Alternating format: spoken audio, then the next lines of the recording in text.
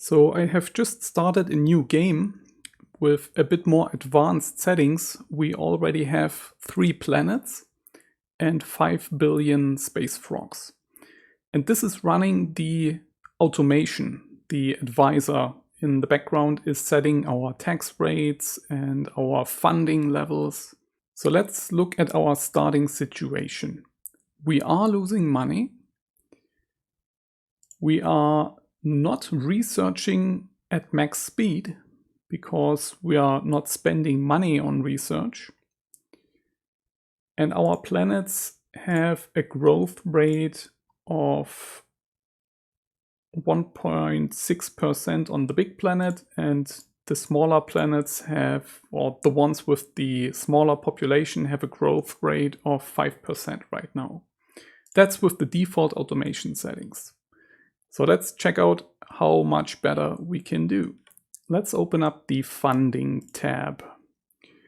Now this looks very complicated, but we will go through it and only the important bits. Your income is your tax income. This is what you can reliably get. So not things like your private sector buying ships from you, but the actual tax income from your planets. So in the colonies list, those values here, this is what the planet's making. And if you sum that up, those 3 planets, this is what's coming in on your funding page.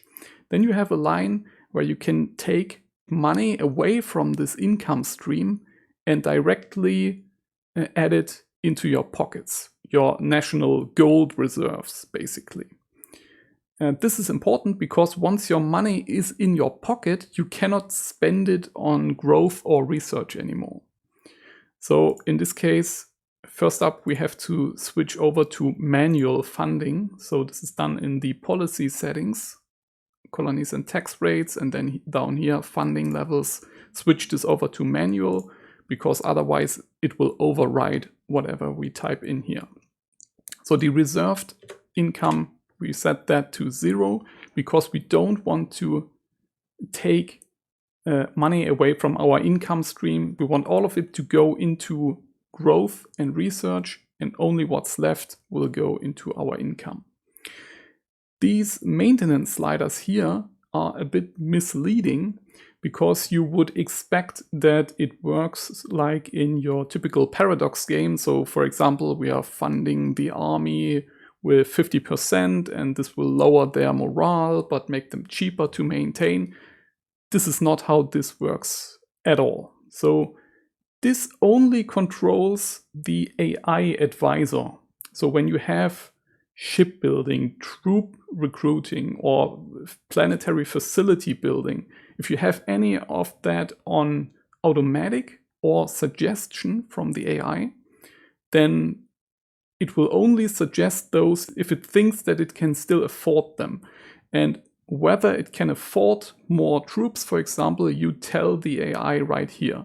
So if you set this to 0%, then it doesn't have any money available for troops, and the AI will not suggest to recruit more troops, basically. But we are still always paying our existing troops. So the maintenance for all the ships, bases, and troops that you have is always the same. Doesn't have anything to do with these sliders here. You're only telling the AI how much to spend on each of these branches. So if you don't want the AI to do anything, then you can set, for example, ship maintenance on 100%.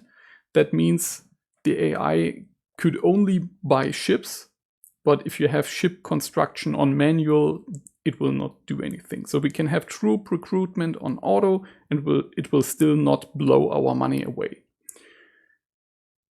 After our maintenance gets subtracted, we have the rest available to spend on growth or research.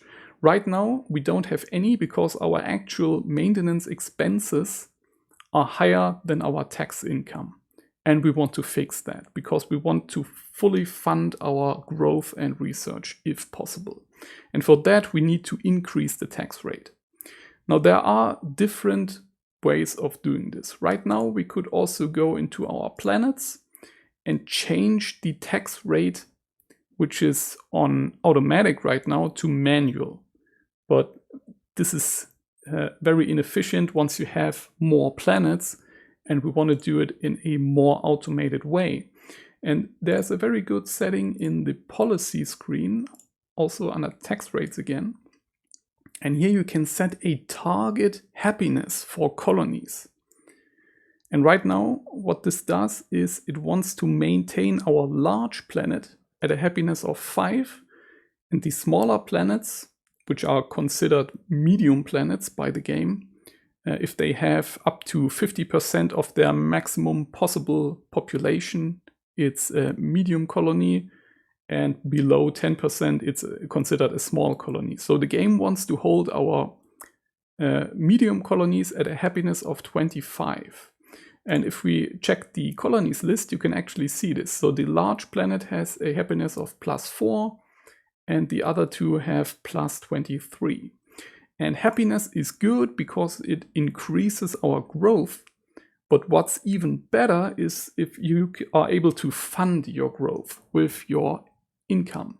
So if we take taxes away from the citizens and give it back to certain projects that they are running, like child support or whatever, then the growth rate will be even better than having low taxes and high happiness. So you always want to, well, basically there are different strategies, but a solid strategy is to always fully fund colony growth.